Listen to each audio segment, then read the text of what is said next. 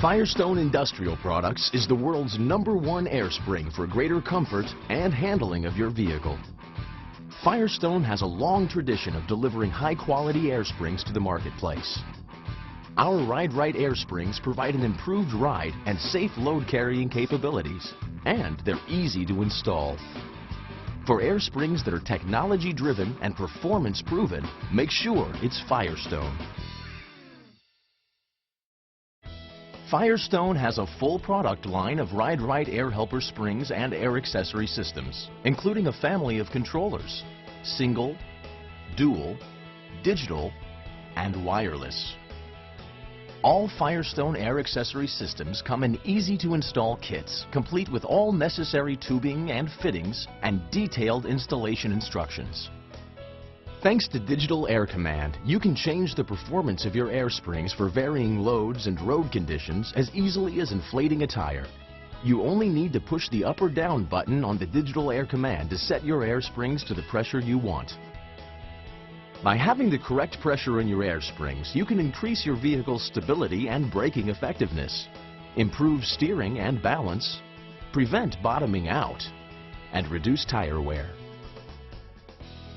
In this program, we'll show you how to install your RideRite Digital Air Command kit. Prior to installation, be sure to review all the instructions that came with your Digital Air Command before installation. Before doing any work, remove the negative battery cable. For the installation, we will be using a no-drill plate kit sold separately to mount the compressor to the vehicle frame.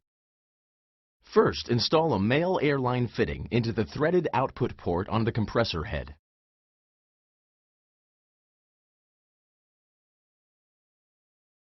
Tighten this securely so it engages the orange thread sealant, but don't over-tighten the fitting. Attach the inlet filter to the compressor and hand tighten.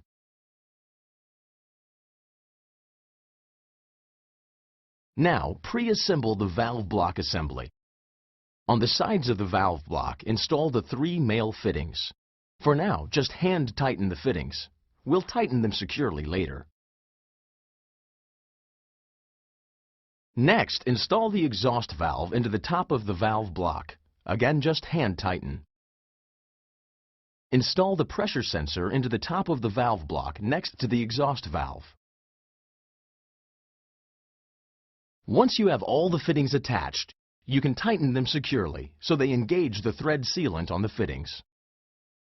Now, mount the compressor to the no-drill plate with the 10 32 by 1 inch machine screws, 10 32 nylock nuts, and 3/16 washers supplied with the no-drill plate kit. Tighten all the nuts.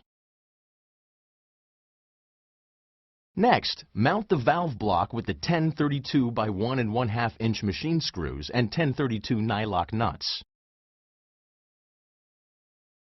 To complete the pre-assembly, mount the relay with a 10 32 by 3/4 inch machine screw and 10 32 nylock nut to the no-drill plate.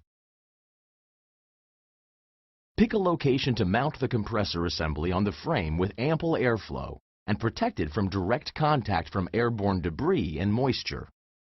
Make sure the wire harness will reach from the compressor to where you'll put the digital gauge. Install the side brackets to the frame using the bail clamps provided with the no-drill kit. Just hand tighten the nuts for now. You'll tighten them completely once the compressor assembly is installed. Mount the compressor assembly to the side brackets using the nuts provided.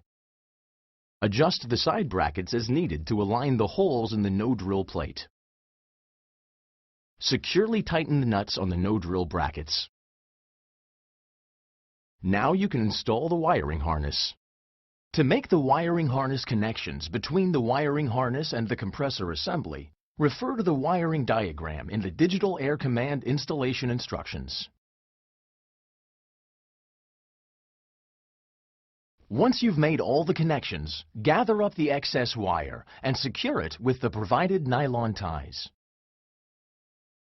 Pass the wire harness into the engine compartment. Route the harness to avoid any sharp edges or hot areas. Secure the wire harness to the vehicle with nylon ties. Connect the remaining red wire on the harness to a 12-volt, 20-amp positive power source at the battery terminal.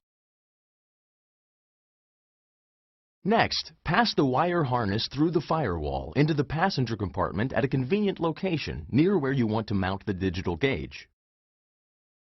Mount the digital gauge panel on a flat surface in a dry, protected location using the Velcro tabs provided in the kit. If you would rather mount the gauge permanently, there are 632 mounting holes on the back of the gauge. Connect the black wire from the harness to a suitable ground. Next, connect the red wire to a 12-volt positive ignition-activated power source. Now, connect the 4-pin connector from the digital gauge to the matching wire harness connector. Gather up any excess wire length and use a nylon tie to secure it in a convenient out-of-the-way place in the dash area. Now you're ready to install the airline tubing. First, install a short length from the compressor to the valve block. Insert one end of the tubing into the male fitting on the compressor. Push the airline tubing into the fitting as far as possible.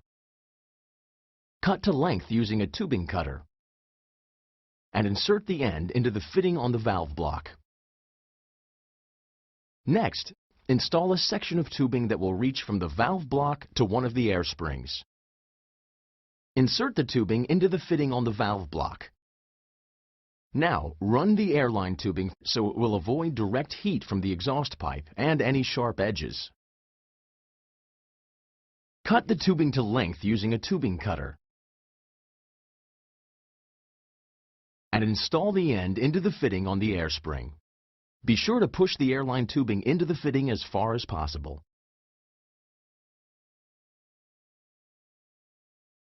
Secure the tubing to the vehicle frame with nylon ties. Next, route the airline tubing for the other air spring following the same steps. Now you're ready to test the system. First, reattach the negative battery cable and turn on the ignition. The digital gauge will illuminate. Now press and hold the up button until the gauge reads 70 psi to inflate the air springs. The system will inflate or deflate to the set pressure. The system will not inflate above 120 psi or deflate below 5 psi. If the system pressure is above or below these levels, the gauge will display a warning. Once the springs are inflated, check all the airline fittings for air leaks. Spray a solution of soap and water on the fittings. If a leak is present, you'll see expanding bubbles around the leaking area. If you find a leak, let the pressure out of the line before repairs. If the leak is at a tubing connection, check that you have a square cut and that the tube is fully inserted into the fitting. If you find a leak where the air fitting screws into the spring, just screw the fitting into the air spring until the leak stops.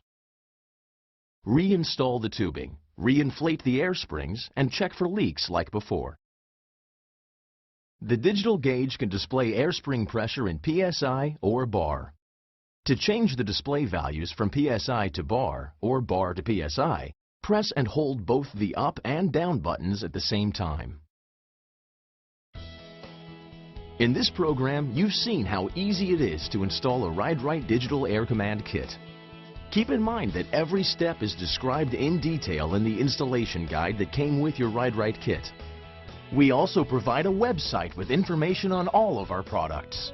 So from time to time, visit RideRite.com for up-to-date resources and contact information. That's all there is to installing your digital air command system. Now you're ready to carry your load in safety and comfort. Thanks to your RideRite air springs. From Firestone, the world's #1 air spring.